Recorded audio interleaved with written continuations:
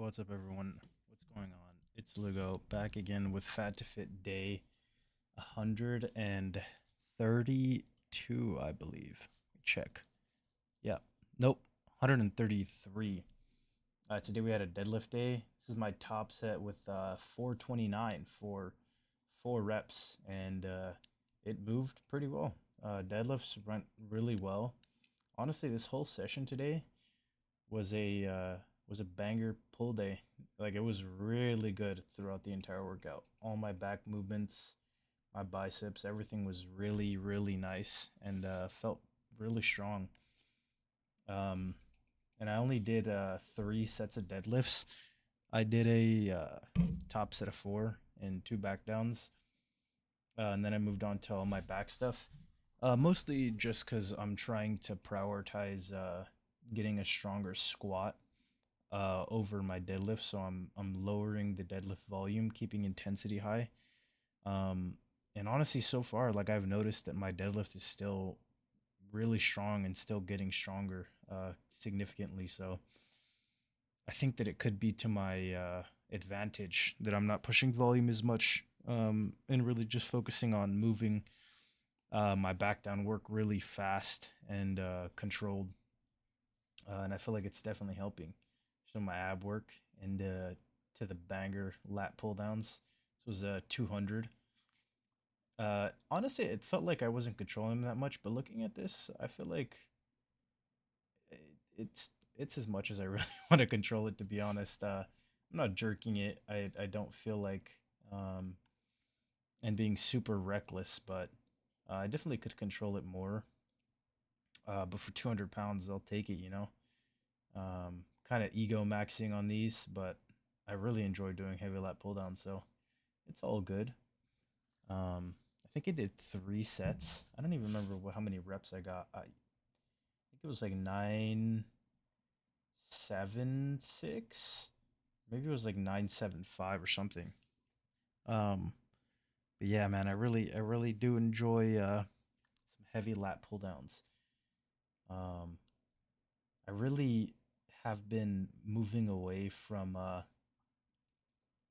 all chest supported stuff, and moving back into some free weight stuff for some back movements, which you'll see next. I just wanted to talk about it a little bit first, because a lot of my work, most of my work, was chest supported, and or like all of it. And so I'm moving towards some free weight stuff, right? So dumbbell rows over the low row, and then on my other day, I did barbell row over another chest supported row, which I still do, but I definitely feel like not only for my deadlift, but for my back, like that free weight stuff, you should have some of it in there, even aside from just deadlifting. Like, I feel like it's definitely crucial to building a good back to just have some heavy free weight movements, even if it's just like two, right? I do 4 movements where I'm pretty locked in, um, not doing free weight stuff, and then 2 of my movements, dumbbell row and barbell, they're just free moving. Um, and I don't know what it is. Like I just feel like it helps a good amount to just have some in there.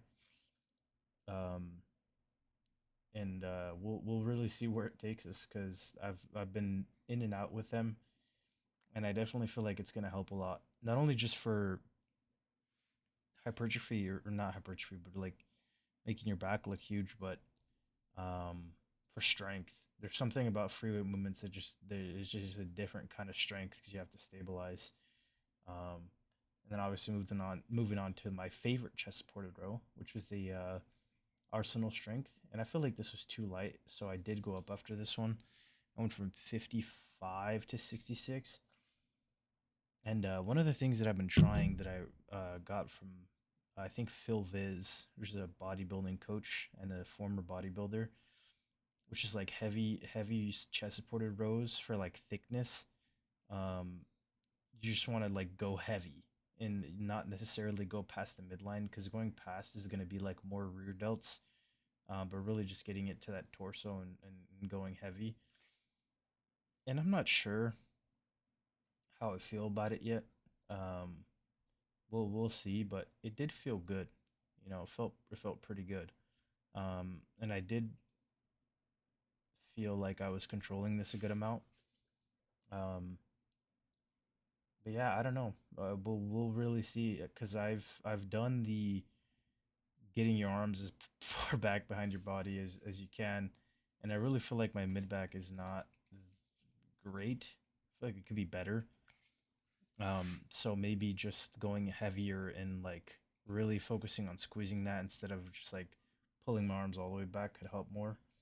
Um, but we'll see. And then I finished with some Kelso shrugs, which is I really like to do after all my back work. Just get a little bit of trap work because I they are a weakness. So I think that's a good thing if you're somebody who struggles with like a weak upper back, just do some Kelso shrugs at the end of your chest supported rows. And then I moved on to single arm preacher, which on my bicep movements I was doing I think 7 sets each session, so 14 sets overall for the week. And I just recently pushed it down to 12 sets, so 6 sets each session. I feel like I was losing some quality on some sets as the workout went on, so I just removed a set from each day, so I could really focus on bringing that quality back up and focus on doing everything that I can to get bigger arms. Which I don't. I think the reduction in volume won't be that big of a deal because I'm gonna be able to focus a little bit more on getting all the sets better and higher quality, which is the main and most important factor, in my opinion, to getting some pretty big arms. And so far, I feel like they're growing well. Um, like I definitely have noticed my arm pumps more, which is also I wanted to talk about doing lower reps on biceps because a lot of people say, oh, you have to do higher reps and you have to do 10 to 15, 20. But I've been doing arguably the lowest amount of reps I've ever done on biceps. Up low as in like up to down to 5 reps, like 5 to 8 is where I've been living for some of my bicep exercises for the last I don't know 2 weeks, and the pumps are comparable to like higher rep sets, and I actually feel like maybe it's doing more. It could just be in my head, placebo from doing it, but I feel like the amount of muscle fibers that I'm recruiting is just more because I'm like straining more than a super high rep set. Maybe it's just because I'm starting closer to failure because the weight is heavy and I'm going lower in the reps. It could be a factor, but I don't know.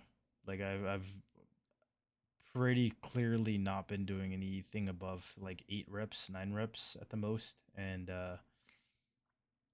been getting pretty good pumps. So I'm gonna keep trying it out, testing it out a little bit more, and see how it goes. But so far, I am enjoying it, and I do think that it is gonna net some good arm gains.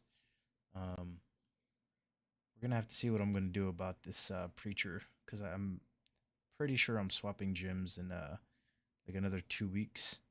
And I do think they have preacher, but this prime preacher with the plate loaded is pretty good. But I don't know if they have like a machine preacher. I would assume that they have a machine preacher at the other gym, but I doubt it'll be as good. And then I brought back cable curls into the mix with a skinny bar, a little bit of a moving some stuff around in my repertoire of exercises just to get more work and do more bilateral movements than just unilateral. I feel like I've been doing maybe a little bit too much unilateral, so focus a little bit more on trying to get some more weight moved overall and see if that helps move some bicep mass. But honestly, I'm liking how they look. Like it looks like a lot of fat, but you could see peaks pretty convincingly start to form, even through all the fat. because I'm pretty tubby. I'm like 278, a little bit watery, holding some pretty noticeable water and extra fat because I've been like an asshole. So we'll see if we drop it soon, but let's see overall.